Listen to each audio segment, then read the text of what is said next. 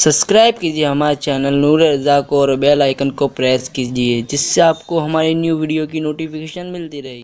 मैदान करबला में हुसैन का हर खैमा भरा हुआ है। हुसैन का ये जुमला याद रखे, हुसैन का हर खैमा भरा हुआ है। कई भाई हैं, कई बच्चे हैं, कई भतीजे हैं, कहीं यार हैं, कहीं आवान व अंसार हैं। इतने में मेरे मौला एक हुजरे में इशा की नमाज के बाद सारे साथियों को जमा करते हैं। जमा करने के बाद अपने साथियों में खुतबा देते हैं। जरा देखो, अगर किसी का साथी बनना है तो हुसैन के साथियों की तरह बनो। मौला हुसैन अपने साथियों को बुलाकर कहते हैं, देखो आप लोगों को पता है कि नाना ने कहा था कि मेरा हुसैन करबला में शहीद होगा। वो कल का दिन है, वो दिन आ गया है।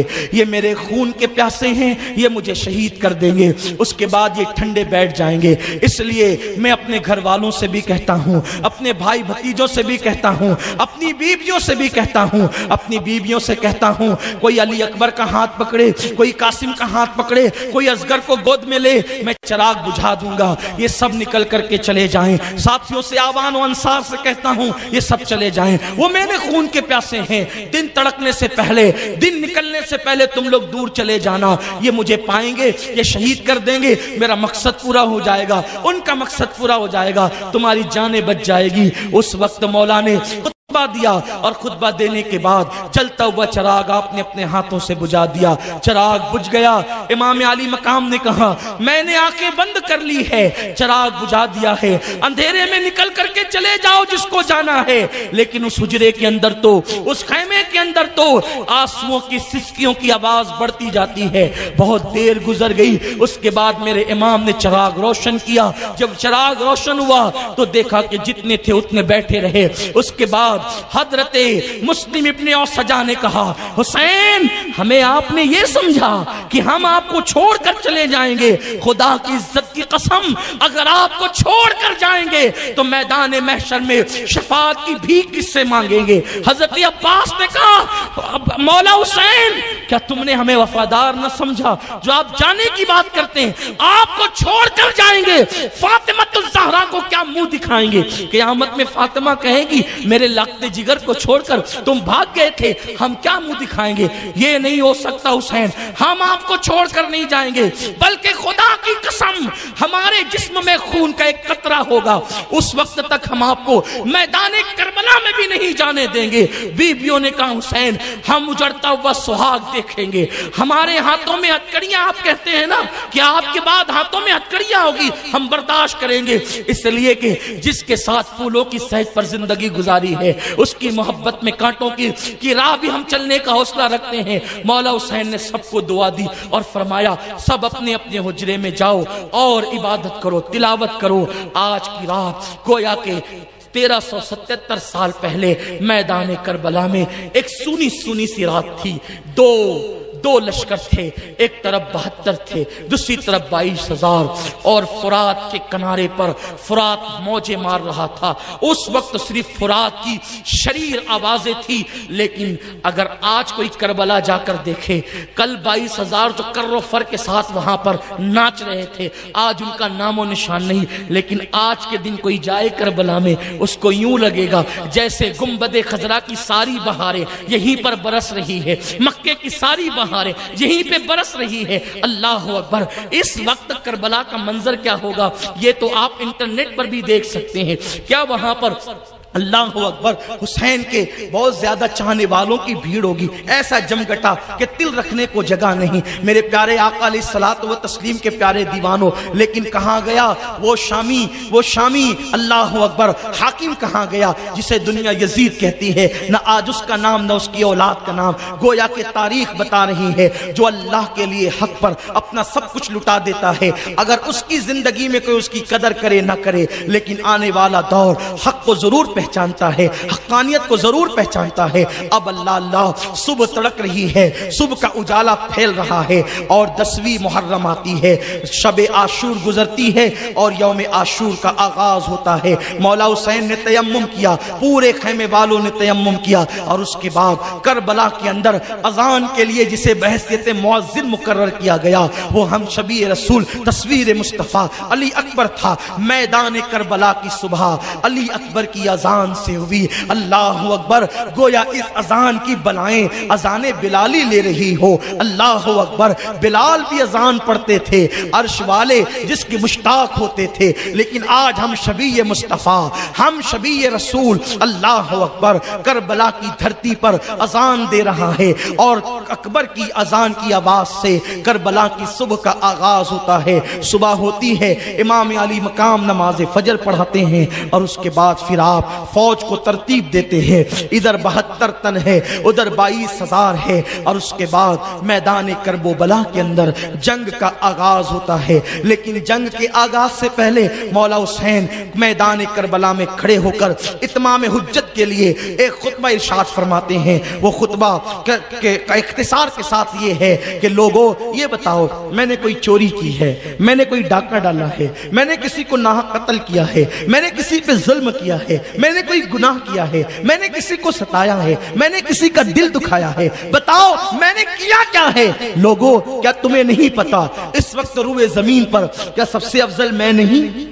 امام علی مقام نے اپنی فضیلت خود بیان کی، اس لیے کہ جب لوگ فضیلت بھول جائیں تو مولا حسین اپنی ذمہ داری محسوس کر رہے تھے۔ فرمایا بتاؤ اس وقت رسول پاک کا حقیقی نواسا روئے زمین پر کیا میرے سوا کوئی ہے؟ کوئی ہے؟ کیا میں فاطمہ کا بیٹا نہیں؟ کیا میں علی کا لخت جگر نہیں؟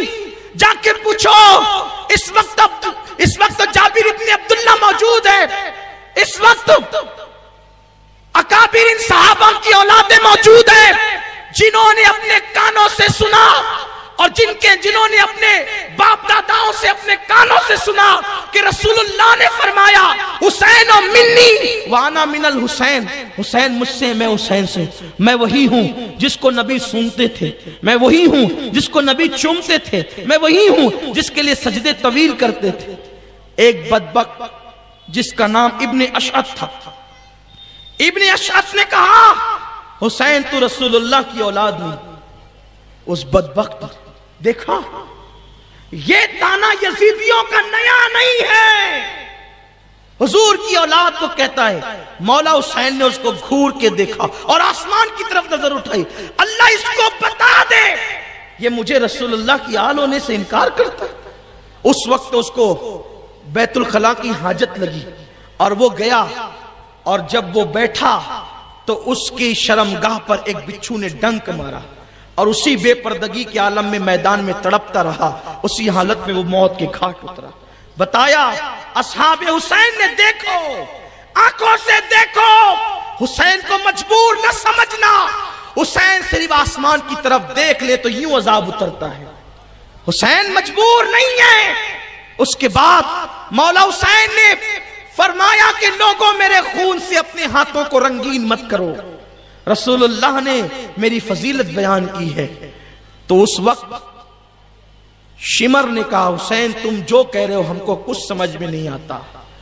تو حضرت ظہیر بجلی فرماتے ہیں او بدبخت کتے، اللہ نے تیرے دل پہ مہر لگا دی ہے، اس لیے تجھے کچھ سجائی نہیں دیتا۔ نواسہ رسول کو تو کہتا ہے مجھے کچھ سجائی نہیں دیتا، مجھے کچھ سننے میں نہیں آتا۔ کسی بدبخت نے کہا حسین یہ تقریر کی جگہ نہیں ہے، یا بیعت کرو یا جنگ کرو۔ مولا حسین نے پھر واپس اپنے گھوڑے کو ایڑ لگائی اور آپ خیمے میں پہنچے، اور پھر جنگ کا آغاز ہوا۔ سب سے پہلے شہید میدان کربلا کے حضرت عبداللہ ابن عمیر کلبی ہے، یہ گئے اور یہ میدان کربلا میں امام حسین کی طرف سے پہلے شہید ہے۔ اس کے بعد حضرت حر گئے۔ یہ حر کون ہے؟ حر آپ جانتے ہیں یہی 1000 کا لشکر لے کر امام حسین کو گرفتار کرنے آئے تھے، لیکن گرفتار کرنے کے لیے جب آئے تو مولا حسین نے ان کو غصے سے کہا تھا کیوں آیا ہے؟ اس نے کہا تھا میں آپ کو گرفتار کرنے آیا ہوں۔ آپ نے فرمایا تھا تو مجھے گرفتار کرے گا، تیری ماں تجھ پہ روئے۔ میرے مولا حسین نے کہا تیری ماں، جب غصے میں عرب آتے تھے تو سخت جملہ کسی کو کہتے تھے، یہ کہتے تھے تیری ماں تجھ پہ روئے، تو آپ نے فرمایا تیری ماں تجھ پہ روئے، تو لوگوں کے لیے بہت بڑی گالی، گویا کہ لوگ سمجھتے تھے کہ مجھے اتنی بڑی بات کہہ دی میری ماں کا نام لے کر کہ میری ماں مجھ پہ روئے۔ تو اس نے کہا حسین اگر یہ جملہ عرب کا کوئی بہادر بھی کہتا نا تو میں پلٹ کر کے اس کو یہی کہتا، لیکن آپ کی امی اتنی محترم ہے کہ اس موقع پر میں آپ کی ماں کا نام بھی نہیں لے سکتا. آپ کی ماں بنت رسول ہیں، شہزادی رسول ہے، ملکہ فردوس سے بری ہے، اس لیے میں ان کا نام اس موقع پر نہ لوں گا. تو امام علی مقام نے تو پھر اس کو نظر انداز کیا اور وہ کربلا تک لایا.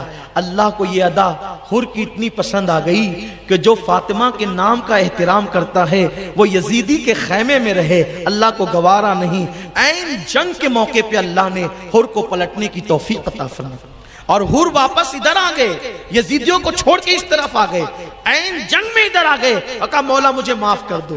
مولا حسین نے کہا جا معاف کیا، جتنی غلطیاں کی سب معاف کیا. اور یہ بھی فرمایا اس سے پہلے جو تو گناہ کر چکا جا، اللہ نے اس کو بھی معاف کر دیا اور میں تجھے جنت کی بشارت دیتا ہوں. اور حر جو ہے لڑنے کے لیے گئے اور خوب قتل کیا لوگوں کو، واپس آئے، کہا مولا آپ راضی ہیں؟ فرمایا کہ میں تجھ سے راضی ہوں اور تو جہنم سے آزاد ہے. حر ہے، تیری ماں نے تیرا نام حر رکھا آزاد، جا تو جہنم سے آزاد ہے. اس کے بعد پھر پلٹ کر کے گئے اور چاروں طرف سے گھیر لیے گئے اور پھر شہید ہو گئے.